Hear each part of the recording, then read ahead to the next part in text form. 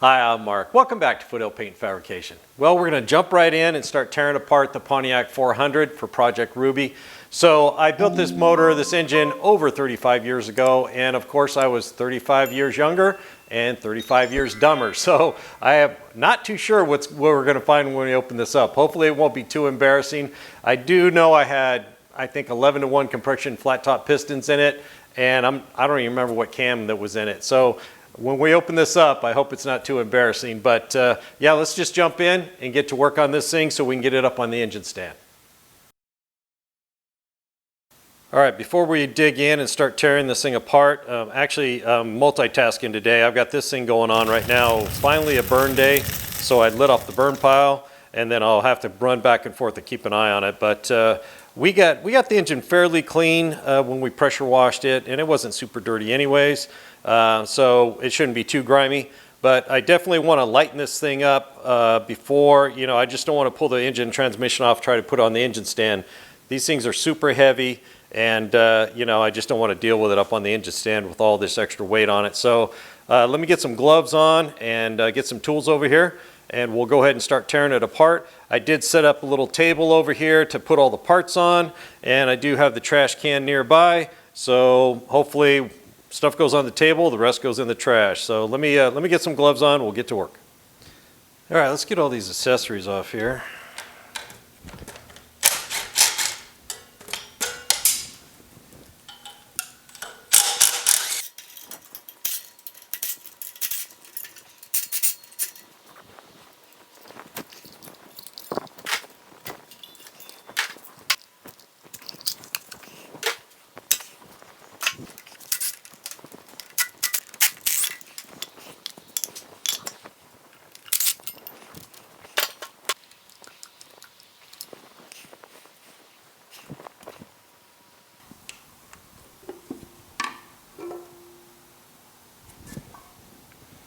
Yeah, not too grimy in there.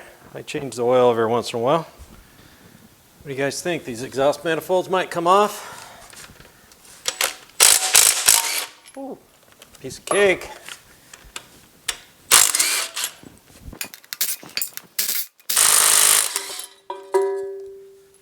Nice.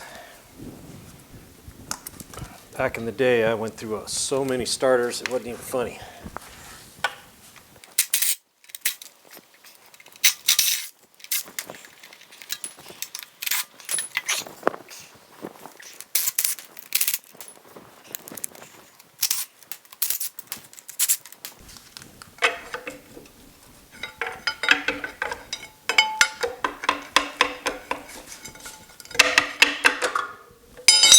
Little stuck. Ugh.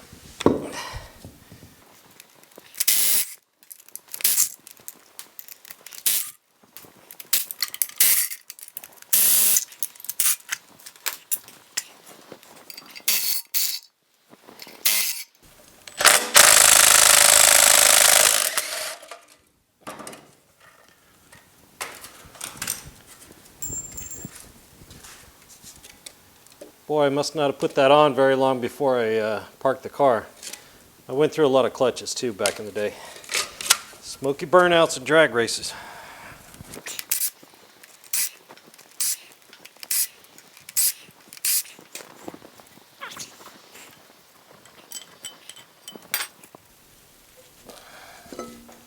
Oh, couple of Black Widow eggs underneath there. All right, I'm gonna kind of brush this off a little bit, and we'll get the engine stand over here, find some bolts and get this thing bolted up. All right, we got that stripped down pretty good. I cleaned up a little bit underneath it, and now we need to get over to the engine stand. So this engine stand folds flat. There's a lot of them out there that do that, but the problem is they just lay flat and they don't store very well. So I did a video, I did a mod on this one. So what I did was I made a bracket and made a little caster that kind of clips up in there with the pin, one of the original pins in one of the original holes, so you could store it standing up so it doesn't take up much room. So let me get this thing unfolded, and we'll get it saddled up to this engine and get it hooked together.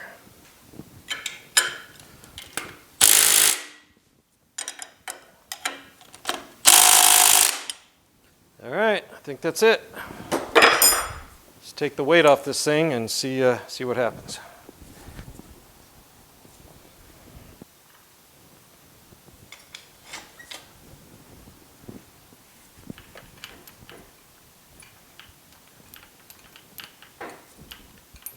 Ooh, she's a little wobbly this way, but I think it'll hold it. All right, let me get all this out of the way. I need to run over, grab some more gloves, and check on the fire. I'll be right back. All right, the fire's doing just fine. Let's go ahead and get this intake off here.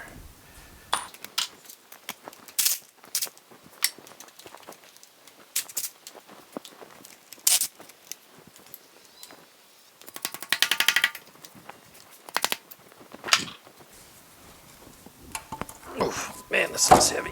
Oh. All right. Is that a piece of popcorn? Oh no. Okay.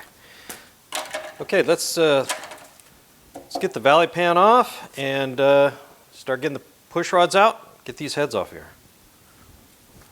This thing's glued on here. Pretty good if I remember correctly.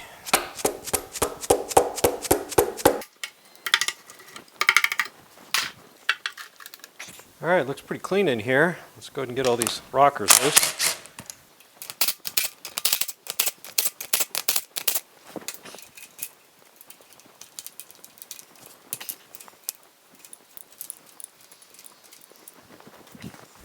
Well, Amazon box to good use here, I guess.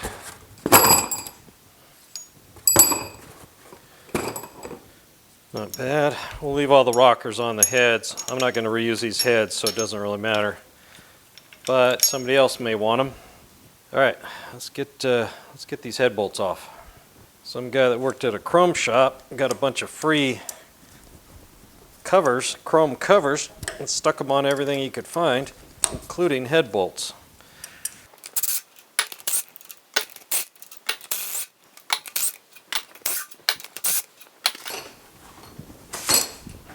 All right, let's see if we can bump this loose.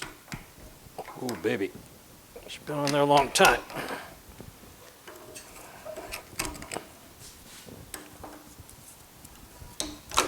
There we go.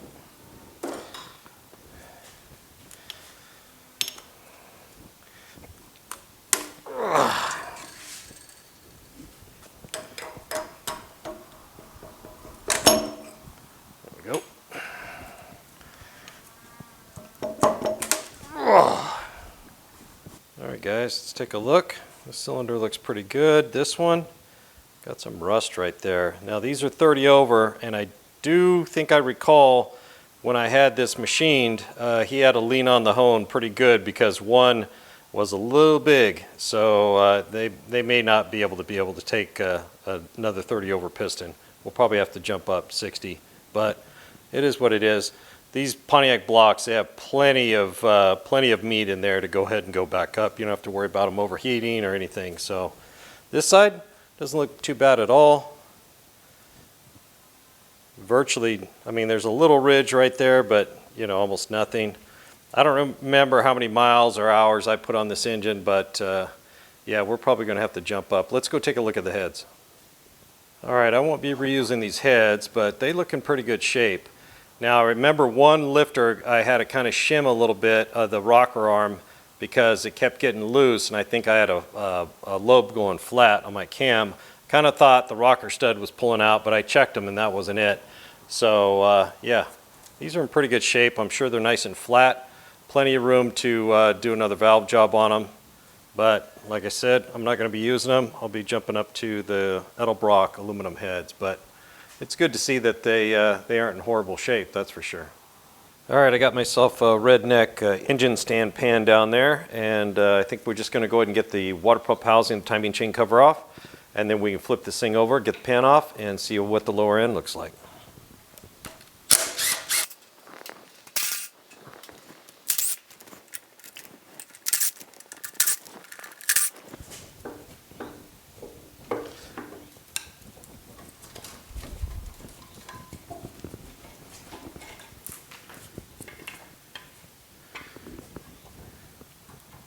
Ooh. Chain's a little stretched out. I think I got more miles on this thing than I remember. All right, I'm going to go ahead and get the lifters out and we'll get this thing flipped over. All right, let's get this pan off.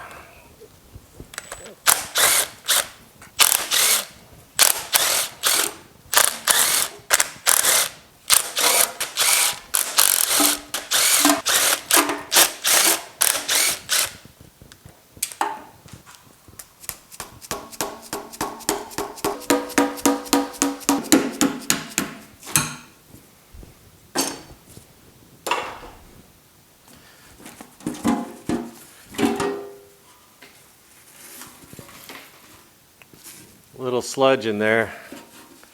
Change oil more often, Mark. All right, getting that pan off, I just noticed this motor mount is completely broken. That bolt is not as tight as it should be, and this one's starting to, it backed out. I was pretty hard on this car, but boy, I hope that bolt, see how crooked it is? I hope it didn't. I just hope it backed out and it's a little goobered up right there at the surface. I don't want to lose this block just because of a broken motor mount, but let me get that off real quick and we'll investigate that. All right, let's get this one off, see how it is. Well, that came out pretty easy. Threads look pretty good, so that's good. See about this one. Well, this one's just laying here. Yeah, threads are a little messed up, but the hole looks okay. Let's see if this bolt, let's see if this other bolt will thread in there, if I can not drop it.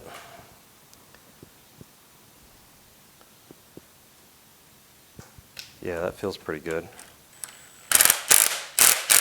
Yeah, it's a little tight.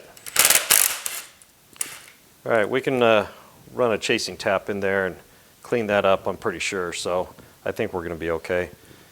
All right, that was a close call on that motor mount, boss, but the other motor mount, it was on there, I could barely get one of the bolts out, so it was on tight, so we're good there. And even though we had some sludge in the bottom of the oil pan, the pickup looks pretty clean. Let's go ahead and get the oil pump off. And get the windage tray off.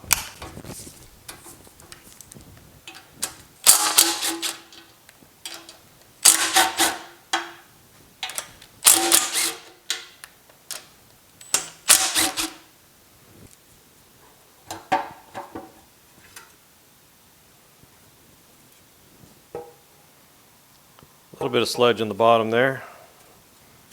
Won't make that mistake again. All right, looks pretty good in here. Could be worse, I guess. We're going to go ahead and tear it down, get the pistons out, get the crank out. Now, I don't think I had it balanced when I did all the machine work last time, and I don't recall why these rod caps are ground like that in the center. If any of you guys know, let me know. I just don't think. I think they would have ground it out for balancing, but I'm not sure on the big end. But let me know if you guys know for sure. All right, let me set the camera down. I'm going to go ahead and start dropping these pistons out. The ridge is pretty small on the other side, so they should come out no problem. And then we get that crank out of there. All right, guys, I started checking these caps to see if they were marked, which I could have swore I did, but you can see that one right there. It's got little center punch marks on it, right? Which looks like my work, but then I looked over here and this one's like engraved, and then another one is stamped with a number.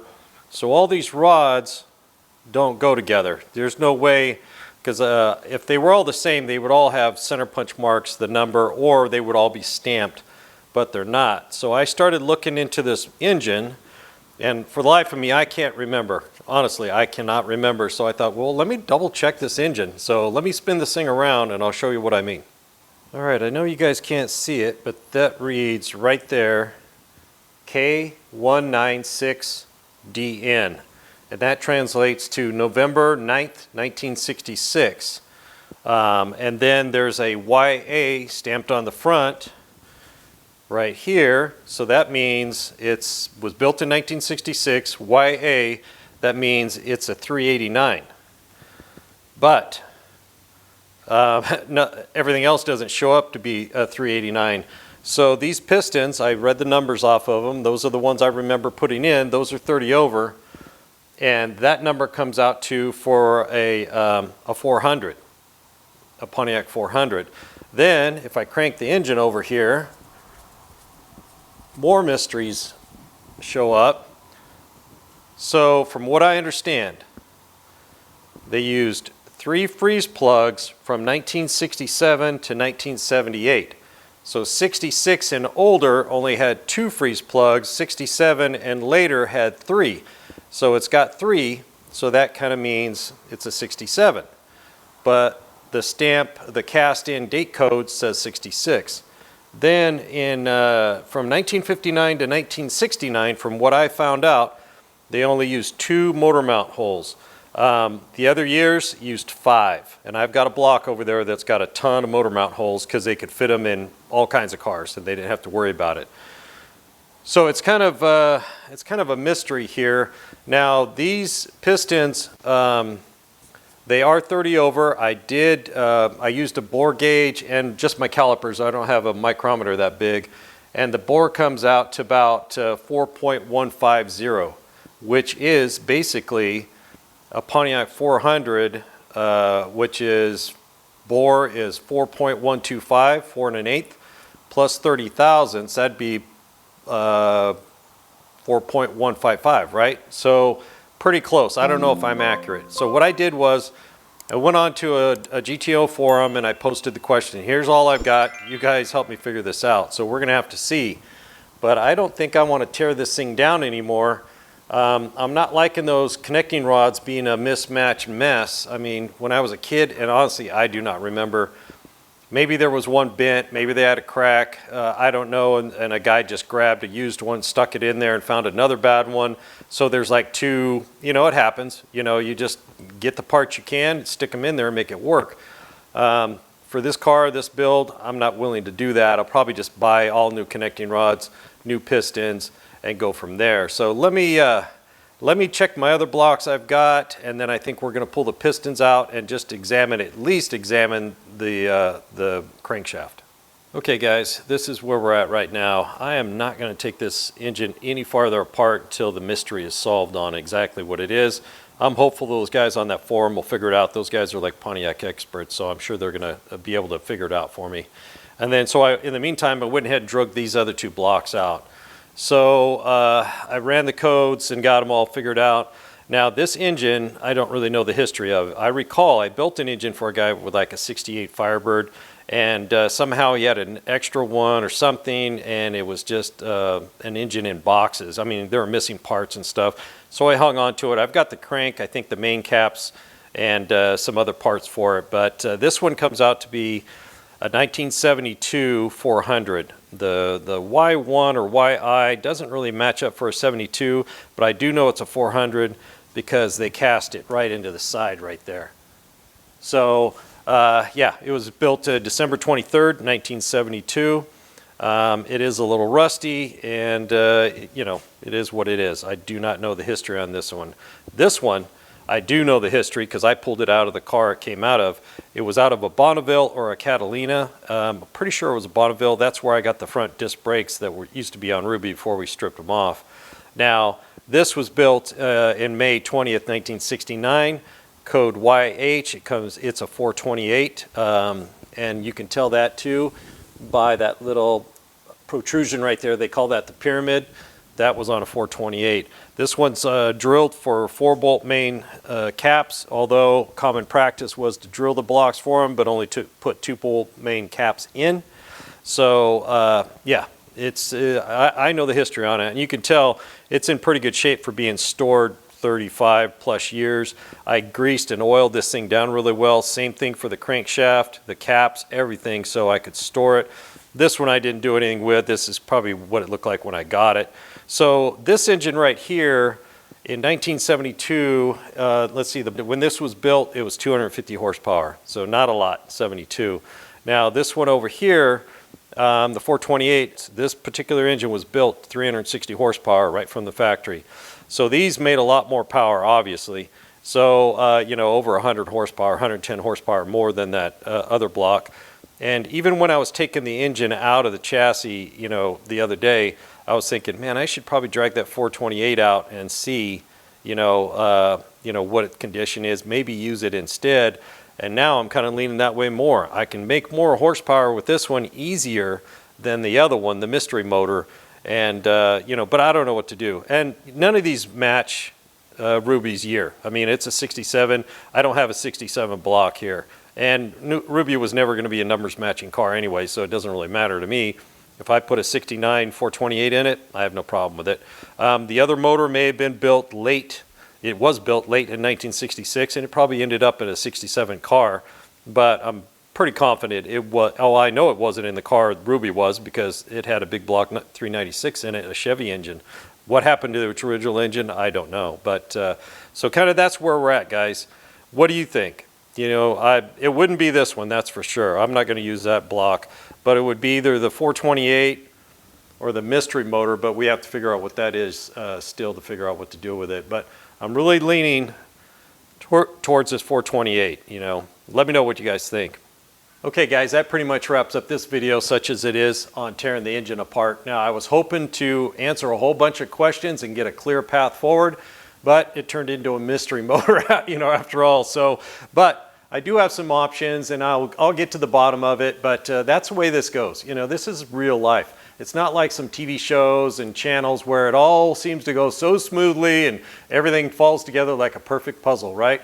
This is real life. This is what you and I will deal with. We tear into what we got, and then we see, oh, wow, I didn't know that. And then so we have to pivot or maybe rethink some stuff, you know, and that's where I'm at right now. I was hoping for a clear-cut path going forward, but now we're just going to have to wait a little bit longer and plan this out really carefully. So, and that's fine. This build is worth it. So I've got quite a bit of mess here to clean up, but not too bad. There's plenty of room on this side of the garage. The chassis is at the sandblaster, and we're about to get some rain the next few days, so hopefully they hold off on blasting it so I can bring that thing home on a nice, clear, dry day on the open trailer. But I need to kind of wrap this up, get back out to that fire, get tending to it, make sure everything's burned up, and kind of finish my chores for the day. So thanks for joining me here at Foothill Paint Fabrication. Don't forget to hit the like and subscribe button if you haven't already. Mash that bell and drop me a comment. I'd love to hear from you. We'll see you on the next one.